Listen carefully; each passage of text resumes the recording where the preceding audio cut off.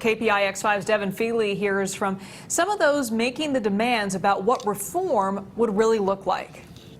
It's not a new question. Who's going to police the police? There's even a newer, more nuanced version. What's the best way to police the police? How do we ensure that there's accountability for what officers do in uniform?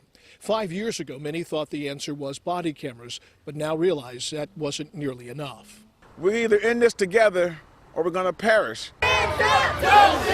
2 weeks of protest and unrest has made one thing clear. Police and the culture of police departments across the U.S. needs to change. For Reverend Jethroe, head of the Silicon Valley NAACP, that means citizen oversight. You are part of the community, you are part of the fabric of the community, and it's time to act like this is a relationship and not a tyranny.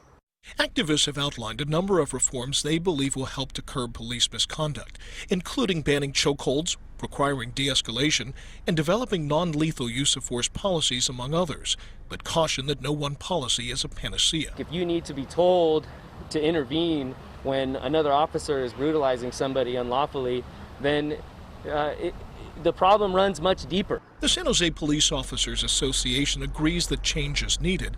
They're pushing for national training standards and a national database of officers who've been fired or have resigned because of misconduct.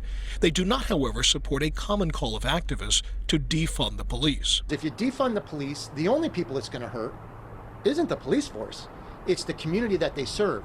The calls for service will double, triple. Some reformers argue the answer lies not in specific policy changes, guardrails, so to speak, but rather in systemic, transformational changes in police culture.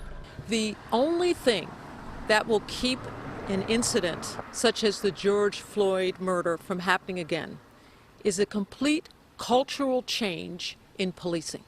There's also a renewed push for national policing standards, and advocates say in the absence of those national standards, reforms by their very nature will be patchwork community by community and woefully uneven. In Santa Clara County, Devin Fehely, KPIX5.